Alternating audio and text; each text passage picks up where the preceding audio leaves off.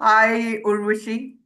So Oh, nice to Ritu, have you. Welcome to our thank channel. you. Uh, Thank you so much for having me over, Ritu. Such yes, a so I'd pleasure. like to give a brief introduction. So Urvashi, you are been into the wellness tourism for over 3 decades, and you've like really seen from then to now, how the tourism or the wellness tourism specifically has developed. And True. more to put, I think you are also a page three figure of the tourism industry. Yeah, yeah. So you do have a very influential kind of setup within you, and there is you feel very strongly about tourism, I, right? About wellness tourism. I So tell drive it me, with passion, as I say. yes. So tell me how did this journey begin for you? How did it begin for you? This specifically the So, wellness tourism. I mean, I'm sure that when you started, it wouldn't have been so much as a highlight like it is now and all. So how oh, did this very journey begin for you? Mm. So the journey began with me by working for one of the biggest wellness retreats in the country. And as you Okay. rightly said, at that time, the landscape was just, completely monetized by one or two players. Whereas Hmm. the Indian landscape, I have literally seen it evolve over the years now, where India being the number three choice all across the world for wellness because we have emerged as one of the well-being hubs across the world. And in our Hmm. country, specifically in all the states now, I see wellness tourism flourishing, especially in the Right. hospitality sector, where the hotels and the luxury properties are all seeking wellness as an additional segment of revenue and service. So there's Okay. been a lot of involvement in this segment, and digital, of course, has brought in a lot of play now. So it's a very, very evolving landscape. That's nice, interesting. So you really feel so with all this you think that the traveler also has shifted their focus. Like earlier, it was just something which was people just thought about traveling, but now we see a shift in people preferring a wellness tourism. So how do you perceive Definitely. that? Yeah, yeah. I would actually glorify it as a pre-COVID, post-COVID shift, if you were to ask me.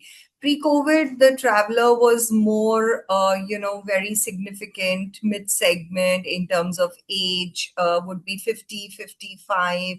Usually a woman traveler seeking wellness for a health concern. Whereas now, post COVID, with a lot of awareness building for health, for immunity, I see the TG changing to the 20s, 30s, where I see a lot of youngsters seeking tourism, Really? not just Okay. young girls, but Mhm. also young boys. I'm very surprised to see a whole pre bridal segment come up before weddings where the young girls want to host a pre bridal shower and, they would like to probably invite their friends, family to come over, do a well being program. Even the grooms, even the young grooms Really? are Okay. now, completely shifting paradigm. So it's a very interesting audience. It's an extremely interesting audience now. So it's very interesting. So do you think before the wedding also there is a retreat which people go Absolutely. in for? Yeah? Absolutely. There are a lot of pre-bridal showers which are being held at well-being retreats. There are spa parties. There's a whole lot which is happening on that front. And I see brides, parents, mothers, grooms' parents, everybody at the well-being retreats doing their individual health programs before the weddings. So there's a lot which is happening on that segment.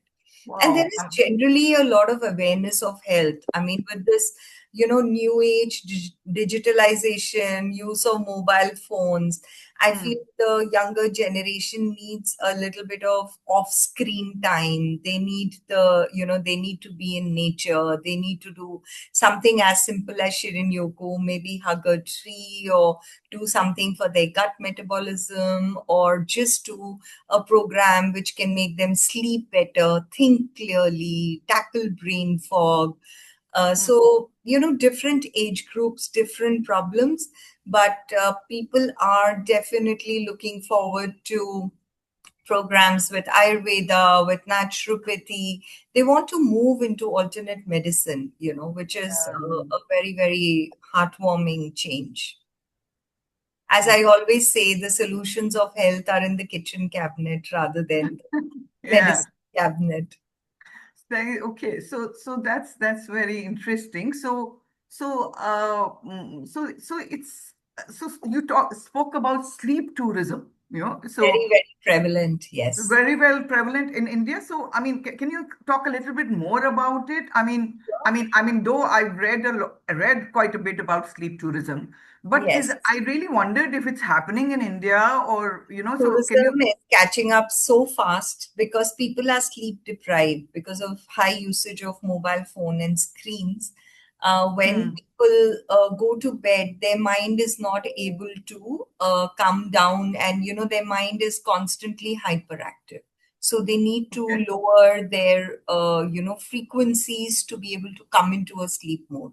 That disconnect on the subconscious mind is not happening, because even when people are sleeping, their minds are probably into their Instagram reels or their devices or their laptops, or maybe a movie which they just saw before they slept. There is very, very high screen time. Whereas earlier times, people used to probably take a walk after dinner, but now people just, maybe even eat dinner looking at their mobile phones. So, Hmm. that really needs to be addressed. I think it's a problem, if you ask me clearly. If you're not Yeah, able yeah. to unwind and sleep, it's clearly your mind running into many directions, and that needs to be controlled. So sleep tourism emerged and took birth from there, where people are coming into well-being retreats to do specific programs where they can sleep better. And I recently visited a retreat which was very interesting. They had something called a tuck in ritual. So, in a Oh tuck my in God. ritual, somebody actually comes and tucks you into sleep, like probably your mom or your grandmom did, and wishes you good night. Who does that in a retreat? But they do it just Really? to, Yeah. it's just to enhance sleep quality. So, sleep is actually going to be a very big part of sleep tourism, is going to be a very big part of wellness Yeah, going. because I think sleep plays a huge role in our well-being. And as you rightly said, we are very deprived and so Yes. that's important. And I'm happy to hear that. So is it just a detox of a digital device, or there's more to sleep tourism? Everything. It could be your subconscious mind is awake when you're trying to sleep. So you have thoughts which are scattered all over, not necessary screen time, but yes, screen time has contributed Yeah. greatly to this, mind philosophy. But other than that, also, there are people who are generally overthinking. They are, maybe they don't have outlets to speak. They could be emotionally disturbed. They could be going through some phase in their life where because overall the loss of I would say community sharing, it's come down after people living Hmm. more isolated lives. So Correct. earlier Correct. times people could sit around, maybe share things with their friends or family, which is missing in the newer generation. Very Correct. Correct. recently, one of the retreats conducted a family, get a family retreat just to bond children with parents, because they felt that children above the age of 10 were Yeah. not bonding with parents because of overuse of screens. Yeah. Yeah. Yeah, so they It's, needed a it's retreat interesting. just to be in an environment where they could move away from screens and do maybe nature-based activities with their parents. Yeah. So Yeah. things which are so basic need to be, now reiterated in the form of well-being. Yeah, Because so there well-being has to be is there has in to be a various forms. conscious effort to be made for because Absolutely. things which were simply natural earlier, Which you know. came to people very naturally. Maybe when we were growing up, we didn't have laptops and internet, and all of it came later. So we were just told to go out and play a game with our friends, whereas all of that has changed now with the younger generations. So Mhm. it's very conscious effort. I know of a lot of cases where young parents have had to actually their children, especially the ones born during COVID, had a problem socializing. They couldn't talk to other people because Mm, isolation mm, was so high that the children didn't learn how to mingle or how to go to a park and just play naturally. They didn't mm. know how to do it. They had to be taught. So wellness actually is in many forms, Ritu.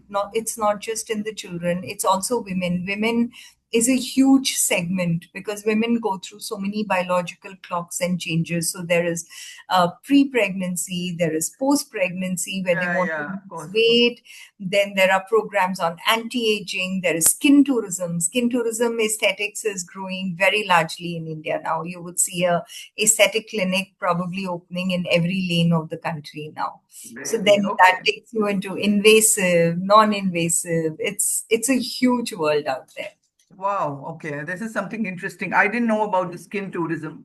So Yeah. that's interesting to know that the tourism evolving around that niche I also. was So talking yeah, to yeah. a tour operator in the US, and Mhm. they want to run programs where women want to specifically come to India on skin tourism because any treatments of the skin are so expensive in the US that they Mhm. would prefer to do a 14-night program here in India with a ladies group and get all their skin disorders resolved here in India because A, it's cheaper, and two, we have better medical technology. Okay, so that's fantastic to hear about what a traveler is seeking and all. Going to the hotel side or accommodation side of the supply chain. So of course a lot of the hotels do say they're doing wellness tourism. So is wellness tourism, is it just related to having allocating one room to yoga or some kind of an exercise or anything? What does it entail for an accommodation, to incorporate wellness tourism within their fit of unit? Infrastructure. Yeah, yeah, So, infrastructure. I've been noticing a trend where a lot of the hotels have been approaching us to actually evolve the landscape for them. Because Okay. earlier, where they could probably manage with just one room for yoga or a space assigned for yoga, wellness tourism per se includes a package which could be your accommodation, your wellness facilities, your meals, your treatments. So, it's largely end to end. Now, Hmm. when we, talk of a wellness tourism specific facility, then the facility has to cater, the well-being center has to cater to treatments involving naturopathy, Ayurveda, treatment rooms, therapists. So you have to create a whole ecosystem around it. Yeah, that's the right word, to have the ecosystem around It's it. very Yeah. important. It's Yeah, very so maybe as you're saying for the skin, so going forward, maybe they are not, I mean, they need to have parlors as well. Not all hotels have They that. need So to if have the invasive technicians. They need to hmm, have the right doctors. If they're getting into invasive, which is the injectable side of it, then they need to have the correct, medical knowledge. Otherwise, Ayurveda and naturopathy, which personally I like to, promote as wellness tourism. I don't consider cosmetic procedures to be very much a part of well-being. hmm, So personally, I feel aging is a very natural process, and age defying is a different process. So if I stick clearly to anti-aging, it's more about being natural within correct, and correct, correct. outward. Yeah. Yeah, yeah, yeah, And yeah, of that's course. where the well-being, our ancient practices, our 100-year-old, more than 100-year-old Ayurveda therapies, our naturopathy, which does your gut cleanse, your detox, which will bring a natural glow to your skin and hair. I'm a Yes. big, firm believer of that. And I see a lot of women coming to India, foreigners, Indians also, who are taking these anti aging programs at least once a year now.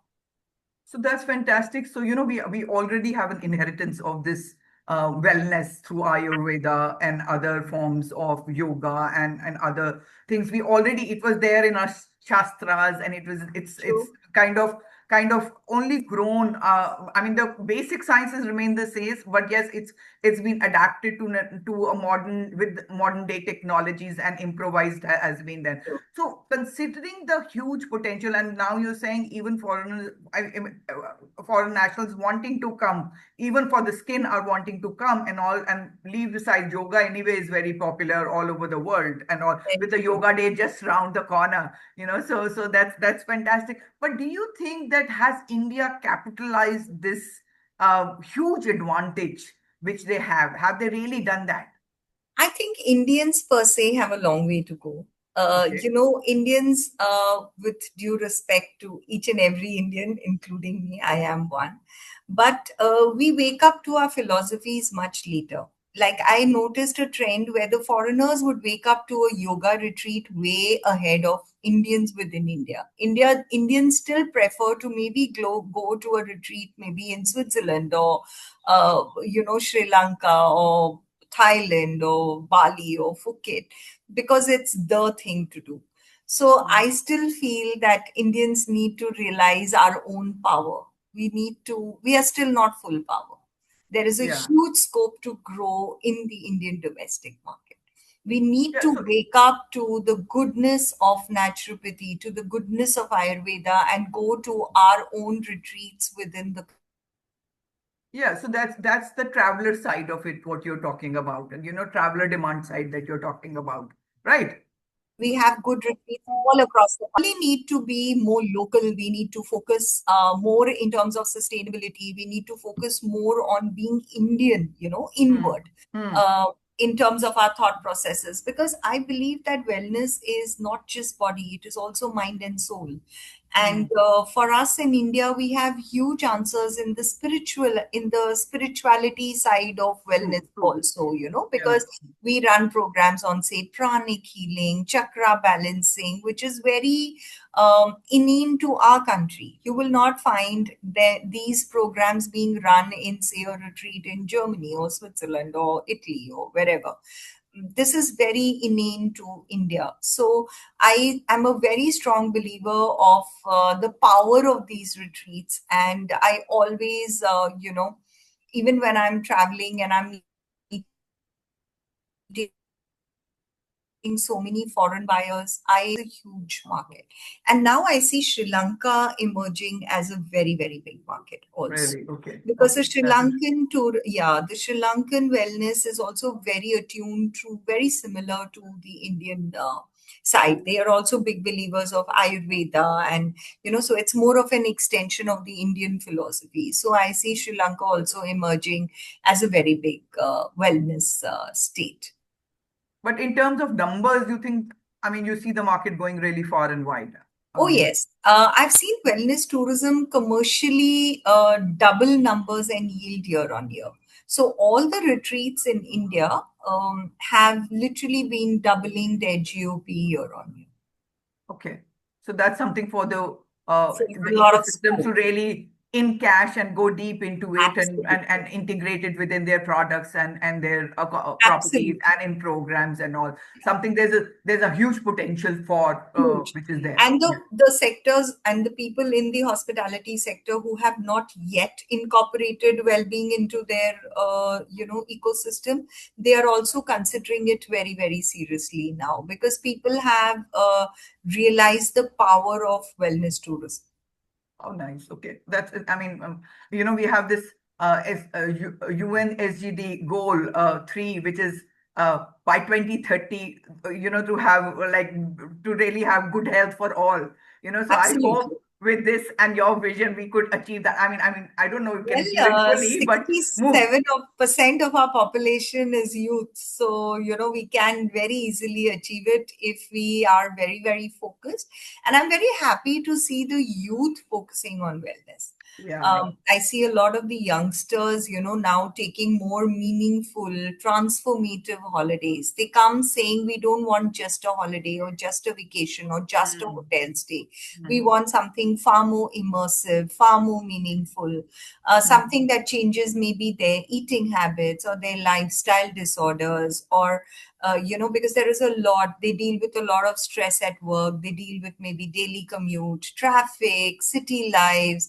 And so they are highly stressed out, with on Yeah. a lot of fronts, and they want to do short and long breaks which are more meaningful, which in which they can truly relax their mind, their body, and they feel rejuvenated at the end of that vacation, rather than just doing a 7 night hurried sightseeing leisure Yeah. tour where they come back probably feeling more tired. So, Yes, definitely. yeah, so I think well-being vacations are now becoming the need of the hour. How nice. That's very interesting to know. And knowing that the younger generation wants it and they are going Absolutely. for it, I think there's a huge there is a good future for the Demand. world. I would say that. So Absolutely. so coming to okay, so coming to the people who support in the hotels and the Yeah. destinations which support wellness tourism. So do you think currently the properties which are there are they contributing to the local communities? Cultural preservation and environmental sustainability. You did mention the word sustainability, and I'm a huge fan of that. And any niche I pick up, I want to see what is the integration of sustainability into it. And considering, many of the bottles which are used or whatever, they come in plastic or Yes. plastic. So, how do you think that change is churning out in the industry, keeping in mind the sustainability aspect, keeping in mind the local communities aspect? And the cultural preservation aspect.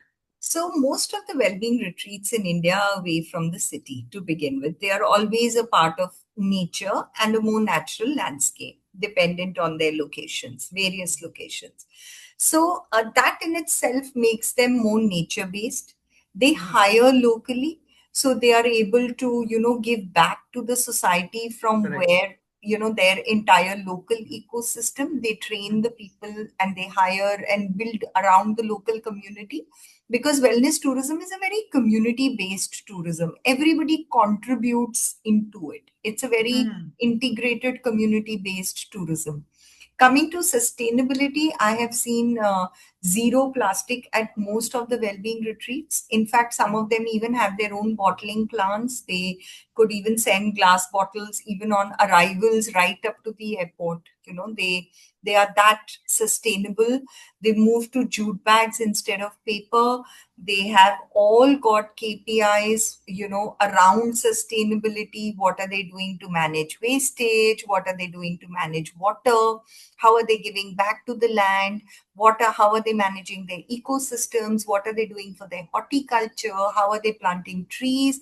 How are they generating more oxygen? Because in a well-being retreat, you have to maintain that environment as a natural demand for your Right, goods right, right, also, right, right, right, you right. would ideally not want to be in a well-being retreat which is in the middle of a city chaos.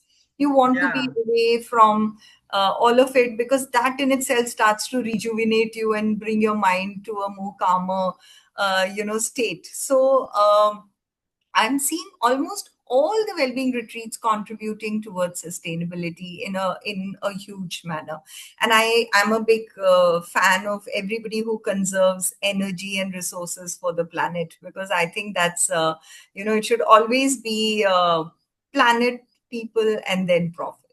Yes, yes, absolutely. So absolutely. So I think that's fantastic. We, tell me one retreat or which experience you think, is there any experiences or retreats which are close to you and you would say that one must experience this? It's very difficult to name because I No. worked closely with a lot of them. And Hmm. to pick a single one would be very, very unfair, Okay. But yes, I would say that one of the retreats which I am very closely aligned to when I'm developing business for them is the Swastik Wellbeing Retreat in Pune. And Okay. the reason I'm speaking very specifically about this retreat is because it's an architectural wonder. The whole design concept, the way the retreat has been designed, the guhas, it's probably India's best kept secret, as I call it, because Really? the Okay. architects have won many awards for being the best design layout in India. And when I visited this retreat, I really felt that the Indian landscape has evolved to the next level in Really? terms of their medical facilities, in terms of the wellness facilities, their accommodation type, their food, the whole environment, the Mm. treatments. So I would definitely accolade them to be one of the best in India right Oh, now. nice. And they've been around for a while? They're new. Oh, they're So, new. yeah, Okay. they've Okay. just opened. They're a year old. Okay. And I'm sure they plan to, be around for a long time. So they've Of course, collected all the knowledge and kind of absolutely. come up with a product, basically. Absolutely. Okay, that's interesting to Absolutely. know. And the ownership is very passionate about sustainability, about giving back to the environment. So that's one retreat which I encourage everybody to visit because it's got a very unique philosophy. Oh, nice. That's interesting to know. I mean, somebody who's being a role model and create, like a prototype for others is Absolutely. something which would be interesting to take it Yeah. forward to the Their market as well. philosophy says bloom in abundance. So it's really worth, visiting and understanding more about them. Okay, so I guess it's really been interesting talking to you. But before we close, is there any kind of an advice that you would like to give to the travel trade industry where wellness tourism is concerned? Any You do's know, and don'ts, or anything which you feel is that should be a top? I mean, like there's lots to be done, of course, but is there anything, one or two things which you think needs immediate attention, like? I think the one most commonly faced question when I meet most of the tour operators, especially the DMC partners who are engaged with wellness tourism and even domestic Indian, tour operators who are handling the domestic Indian market, I just feel that there is a lack of knowledge. Whenever I host maybe familiarization trips or knowledge sessions, presentations, fireside chats, the most commonly asked question is, Urvashi, how do we sell a wellness package? So Hmm. I think there is just a little bit of training required, maybe a little bit of more knowledge sessions required, to be able to engage more.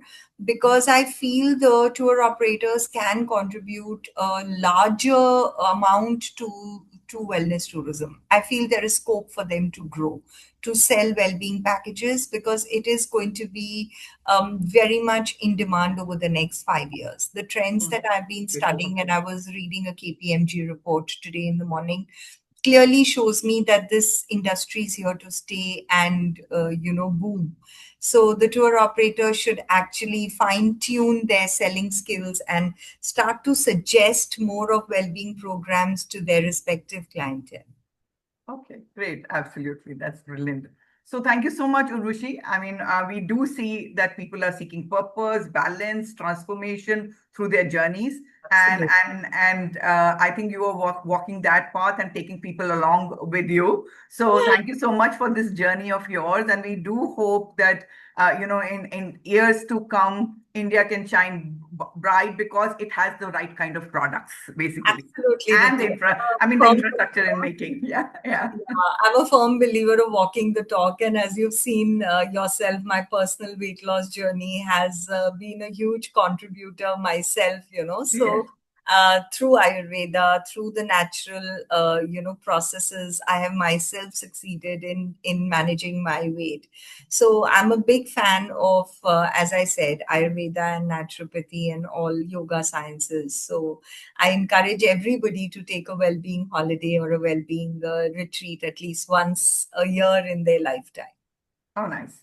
Thank you so very much for joining us. Thank you. Thank you, Ritu. Such a pleasure. Thank you for inviting me.